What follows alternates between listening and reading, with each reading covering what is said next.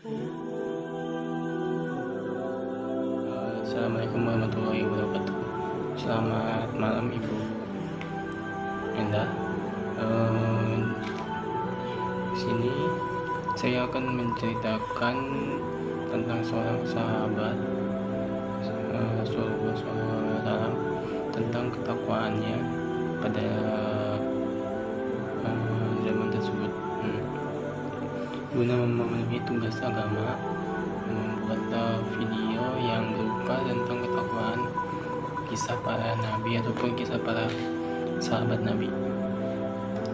Bismillahirrahmanirrahim. Assalamualaikum warahmatullahi wabarakatuh. Saya mulai ceritanya.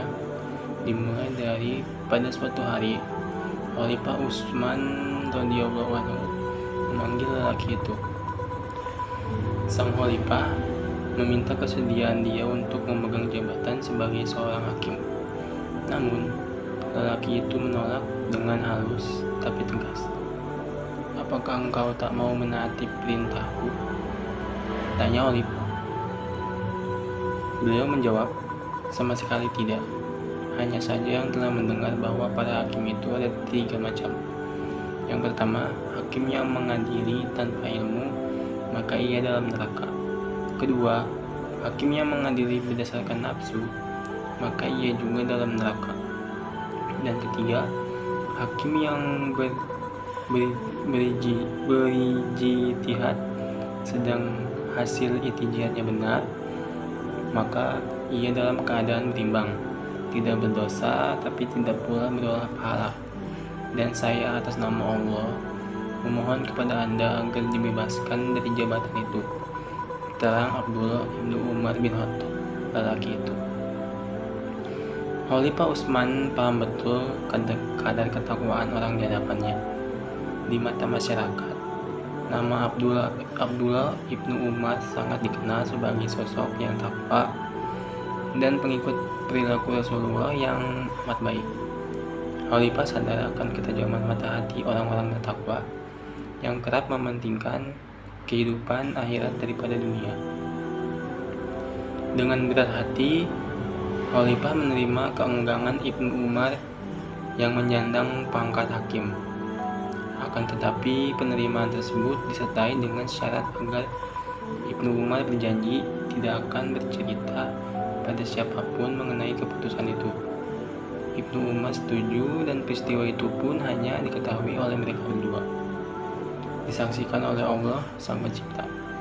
Sebagai generasi yang berada di saf kedua, Ibnu Umar bermaksud tak hendak mendahului para sahabatnya seangkatan ayahnya, Umar ibnu Khattab. Ia menilai mereka lebih pantas menyandang jabatan seperti itu dibanding dirinya, dan ia lebih memilih terus meningkatkan diri dalam ibadah dan ketaatan pada Allah Subhanahu wa Ta'ala. Hari-hari Ibnu Umar yang nyaris tak terlewatkan.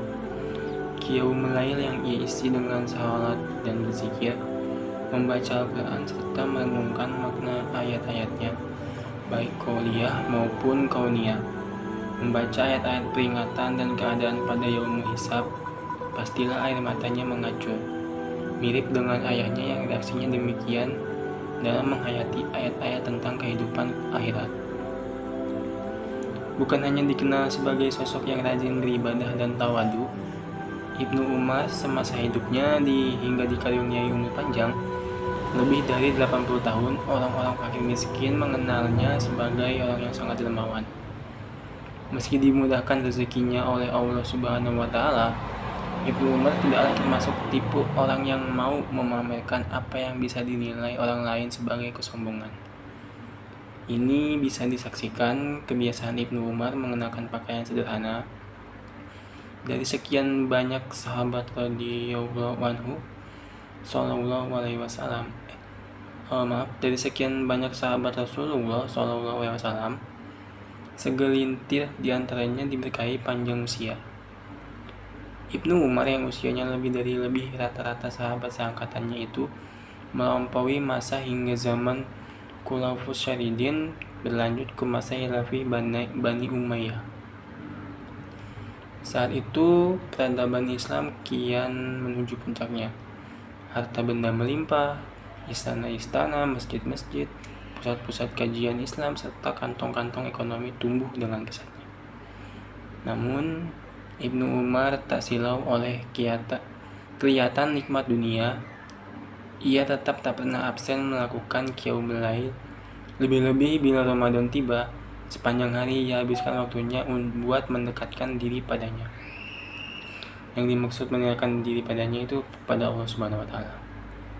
Saat Khalifah Utsman yang pernah menawarkannya jabatan hakim dibunuh orang tak bertanggung jawab, banyak orang menawarkan baiat pada diri Ibnu Umar. Ia diminta keluar rumahnya untuk dibaiat, tapi Ibnu Umar tak menanggapinya. Ia tetap terdiam di rumahnya sampai-sampai ia dipaksa dan diancam akan dibunuh untuk melakukan hal itu. Suasana berubah menjadi kekacauan. Ibnu Umar termasuk salah seorang sahabat yang didesak menggantikan khalifah yang telah mangkat. Dalam situasi seperti itu, ia lebih banyak berzikir dan mohon pertolongan Allah. Apalagi tiap-tiap kelompok yang mengajukan sahabat menjadi khalifah dianggapnya sudah tidak proporsional lagi, yakni memintanya dengan memaksa di bawah ancaman pedang. Hingga ia akhirnya membaiat Ali ibnu Abi Thalib yang banyak didukung kaum muslimin. Fitnah itu pun terjadi. Perang yang melibatkan kelompok Ali dan kelompok Muawiyah tak terelakkan. Padahal keduanya sama-sama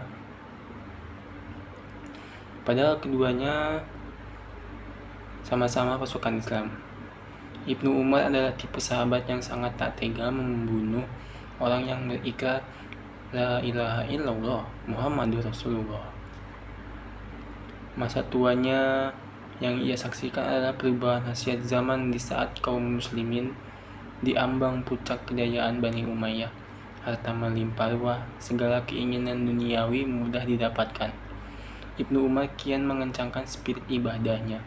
Ia tak mau terjebak dengan jabatan dan harta yang menggoyahkan keimanan.